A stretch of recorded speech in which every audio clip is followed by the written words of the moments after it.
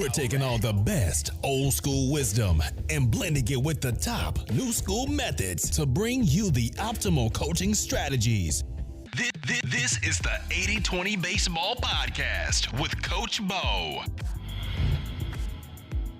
Welcome, coaches, to episode 130, our weekly get-together. Always great to be here with you. Always a good time. This week, we are going to get into a series. We're going to start a series. This is going to be a three-part series as it's penciled and scheduled out right now. It's going to be a three-part series about choosing, selecting, and optimizing the use of private coaches, one-on-one coaching for your son, daughter, or for your players on your team. We're going to get into that, but before we do, I would like to give a big shout out to all you Canadian listeners. We got a lot of Canadian listeners here: Ontario, British Columbia, Quebec, Alberta, Nova Scotia, Manitoba, New Brunswick, Saskatchewan, Prince Edward Island. I want to go play baseball on Prince Edward Island. I bet they got some beautiful fields out there all through Canada. Canada is such a beautiful place. When I was younger, as many of you know that have listened to this, I've shared out that I've spent my summers in Butte, Montana.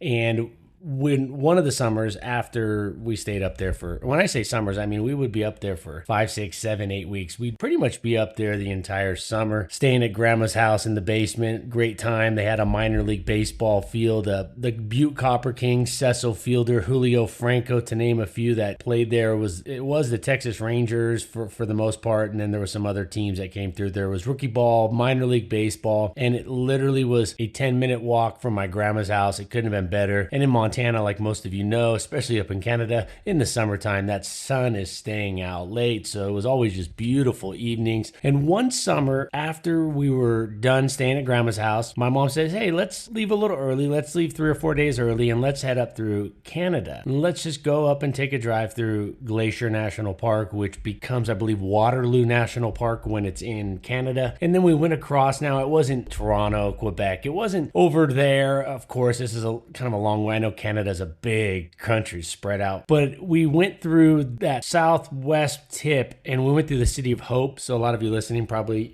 heard of that. It's a small town, but it was some of the most picturesque area that you could ever envision. It was just so beautiful. There were fruit stands along the side of the road. There wasn't any traffic. It was just beautiful and green, beautiful mountains, water everywhere, lakes, just beautiful. So all you Canadian listeners, I know baseball is big in Canada. In fact, I played with a few Canadian baseball players when I was in the minor leagues. I know it's a big thing up there, and there's quite a few Canadians in the major leagues and in professional baseball as we speak. And the cool thing about baseball is it's a universal game. It's played the same way. If you watch a Japanese league, I think it's the Nippon Baseball League. If you watch that league play, or a game over in Australia or a game in Canada, you're going to see, or in Puerto Rico, where I was recently at a wedding, you're going to see a very similar game. In terms of rules and everything, it's almost identical, right? In most places, the field looks the same. It's really cool that we all share this wonderful game of baseball. If you didn't catch it last week, episode 129, we talked about a simple and effective post-pitching routine. I shared out a few strategies, a few things that could be used to help post-pitching performances, recovery, some stuff that was simple that could be done on the field. Shared out some thoughts on icing and things like that.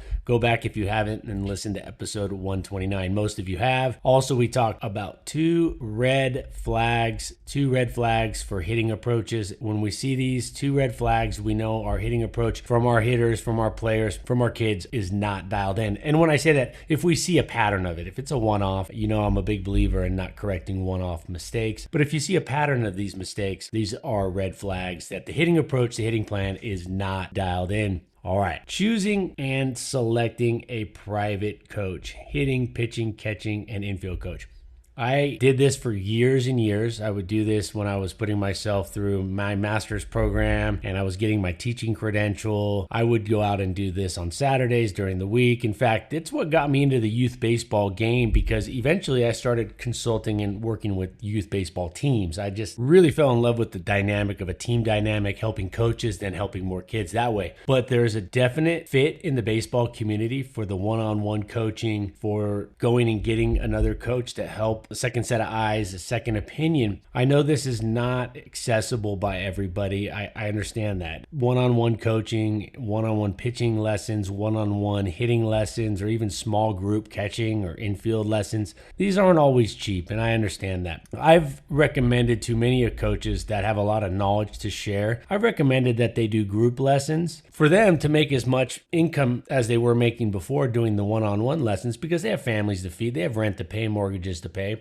But I mentioned to them, or I recommended to young coaches that were starting to do lessons, I said, hey, try to do some group lessons, small group lessons. I think small group was great because they could charge, say, the same rate, but they could spread the cost out amongst a different group of players. And that's something I want to get into today. I recommend reaching out to a local coach if you do find one, and we'll talk about how to choose one here in a second, or a tip or a strategy to choosing or selecting or finding a private coach, a hitting coach, a pitching, a catching, an infield coach, etc. for these one-on-one. And what I'm going to share out is actually the small group approach. I highly recommend for most of you, unless writing a check doesn't matter to you and money's no object, then the one-on-one situation would probably be a great fit. But for the rest of us, it's really a good idea. And it's not just a money thing. It's also an enjoyment thing for the player to be out there with one of their peers or a small group of their peers. When I say small group, like 4 players, I like the even number because the even number can create pairs and partners for drills. I like 2 or 4. I think getting out there with a small group of 4 and maybe extending the lesson from 30 minutes. We'll talk about length of lesson and things like that in the next couple episodes. My goal is for you to have a crystal clear idea of how to get the most out of small group or individual private lessons. I'm going to share with you behind the scenes. I'm going to share with you tips moving forward for you to pick, to find, and to utilize, and not just pick and find the best options for you, how to be resourceful if you're in an area there aren't as many of these options, and also how to get the most out of it when you're out there for your son, daughter, etc. So I'm a big fan of setting up group lessons. Now, these may be options that are offered in your area. There may already be a coach or coaches that are high quality, that are getting consistent results, and we'll talk about that in the coming weeks. There may already be these coaches out there doing these small group lessons. If not, and you have somebody in mind that you know in your area that's doing these, talk to them about doing a small group. Now, you as the parent, the coach, will have to probably get the group of kids, players together and bring them and kind of organize that a little bit, but that's okay. And this really helps on the budgeting, but also the enjoyment. So like I said, having some peers out there to play with, some partners, they can do a few more mini drill, mini games together rather than just one-on-one with an adult. Like, that's not as much fun, I think, as we might think. I don't know. It depends on how you view it already, but I think a kid and an adult that maybe they don't really know that well, working together is not going to be as much fun as them being out there with that adult, that coach, that expert, along with a peer or a small group of peers. Like I said, up to about 4, I recommend. But if the going rate is $50 to $75, say, an hour, or a lesson could be a 30-minute lesson for $30 or $40. If you can get 4 kids out there and do it for an hour, so now that rate, that hourly rate, let's just say a nice even round number of $50 hourly rate. It varies everywhere, and different coaches charge different things and different facilities charge different things. But let's just say you have a coach that does a $50 an hour rate. Well, now you get 4 players out there, and you might have to pay the coach a little more, but let's say it's $60. So now they make $60 an hour. So let's say round numbers. Each kid is obviously only, if you have 4, is obviously only putting in 15. Each parent is putting in $15 instead of that original 50. So the cost effectiveness can be great. Now, is the one-on-one coaching going to be the same? No, of course not. Inherently, it won't be. But do they need an hour straight of one-on-one? Or could it be just as beneficial to have 5-10 minutes of individualized instruction that's each kid gets, along with quality reps within a small mini type of drill environment where they're repping together and getting the quantity of reps up together? This is definitely a trade-off. It's definitely a trade-off. Everything in life is a trade-off. I definitely think that if you can afford the one-on-one instruction with the New York Yankees hitting coach, and you can get that once a week, they'll come over to your house and do it. You can write a $200 check. Okay, do it. But I understand that is a small, tiny fraction of people out there. And I'm just a big fan of getting those, like 2. So a lot of you have 2 kids, maybe they're close in age. You can get 2 together, or a friend that comes along. Have 2 players go out there. what I recommend is if you group the lesson up and you do these pair off, if you have 2 players that you know or 4, if you go out there as a group or as a pair to extend the lesson out. So if they typically do a 30-minute lesson, do a 45-minute lesson with the coach. And the coach will make as much money as they would have before, if not a little bit more, and the costs will be spread out, but it'll allow that extra time of individual instruction. Inherently, it's going to get spread a little thinner because the numbers, if you go from 1 player to 2 player to 4 players. So extend the lesson. If they do a 30-minute, maybe go 45.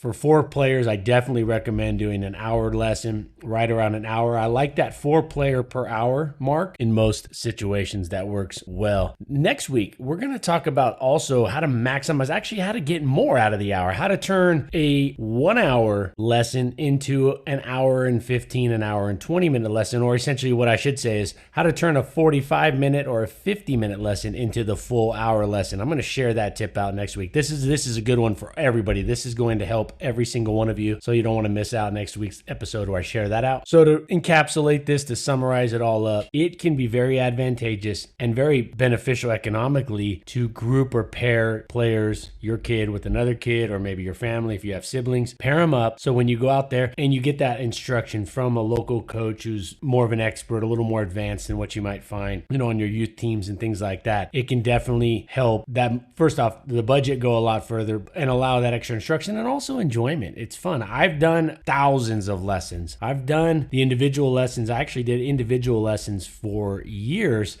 and then I transitioned to small group.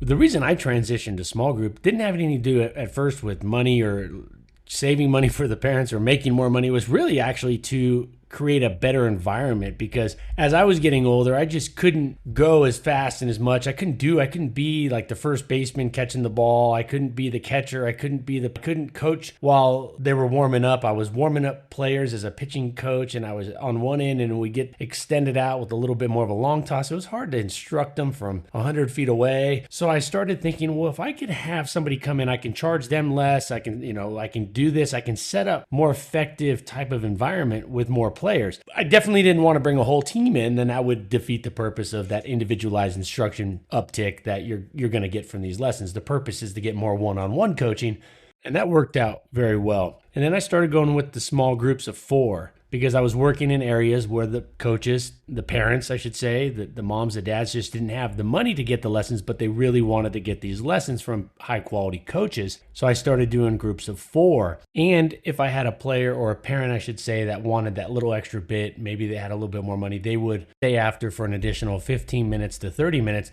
pay extra, but they were already there. I was already there. I would just put them on the backside, and they would stick around for some more individualized, maybe some video instruction, video analysis. And we're going to get into that, how to maximize these lessons from the parent perspective in a couple weeks. So it's a great thing if you can do that. I really recommend that. I think the trade-off, the financial trade-off with the development of the players, I think it's more than worth it when you have 2. When you get to 4, just make sure that if the coach is organized and plans it out well and whatnot. And if you're going to go with groups of 4, you got to go with a coach that understands the dynamic of a group rather than somebody who only really understands one-on-one lessons. And there's a difference. The pairing off, doing 2 players is pretty easy for any coach to slide into. Any coach that's been doing one-on-one lessons, it's real easy for them to slide in with the same mindset. When you get to the 4, it takes a little bit more strategy, so you got to keep an eye on that. So I think this tip is really shared out to maximize your investment, maximize the money that you're putting in and your budget,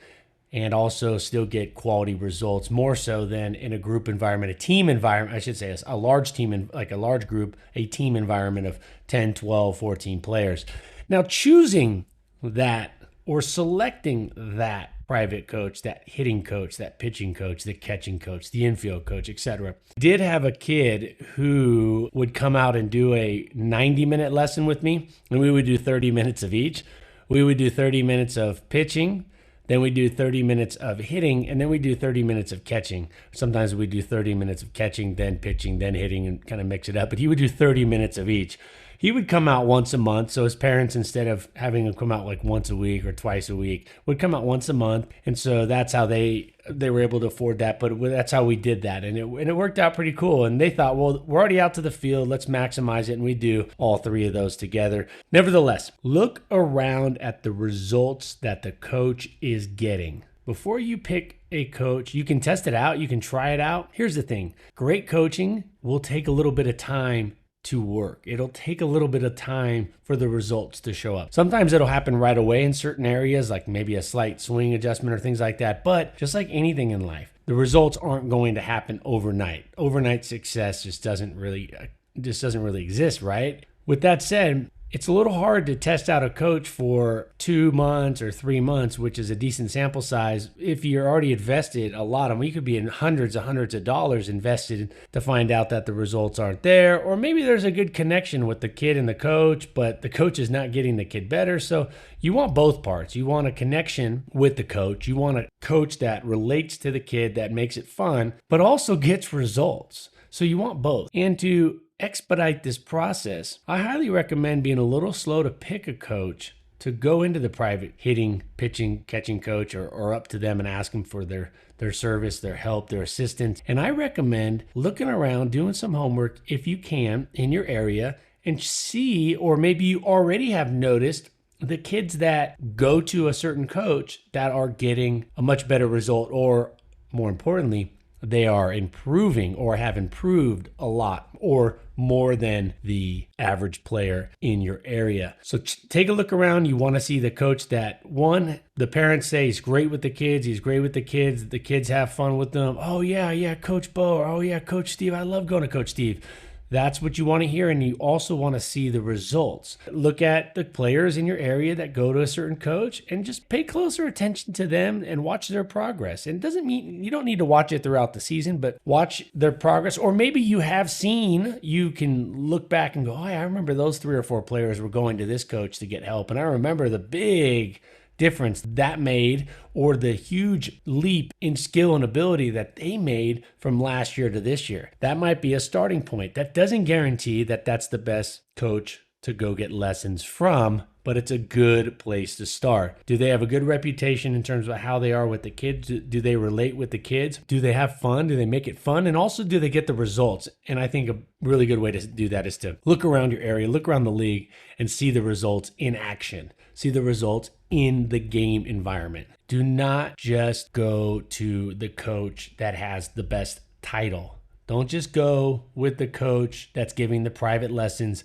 with the biggest title. I'm not saying you shouldn't go with the coach that has the most attractive title, ex-major league player, local high school Hall of Fame coach. I'm not saying you shouldn't go with that option. What I'm saying is that should not be the only prerequisite for you selecting. That should not be first off, it should not be the number one factor. In fact, the other two are ahead of that, the two I just mentioned. Do they make it enjoyable? I have seen ex-major league players give lessons and the kids have no fun. The ex-players aren't into it at all. It's just they're not having a good time. They're not coaches.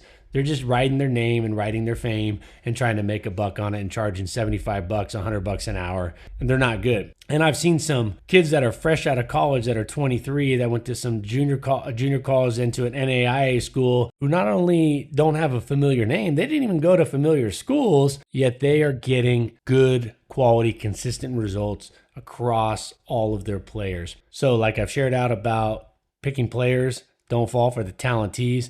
When you're picking coaches, one-on-one instruction, or even coaches for your kid to play for on a team, most of you are coaching the team or involved with that. But if you're picking out a coach, don't just go with the resume tease. Don't fall for that resume tease. I'm a big fan of results. And at the end of the day, I think we should all be bigger fans of results and not the resume. Can those go hand in hand? Of course they can, of course. But you want to pick a coach that's going to relate to your player, relate to your players, and does get results and has a track record of getting players better.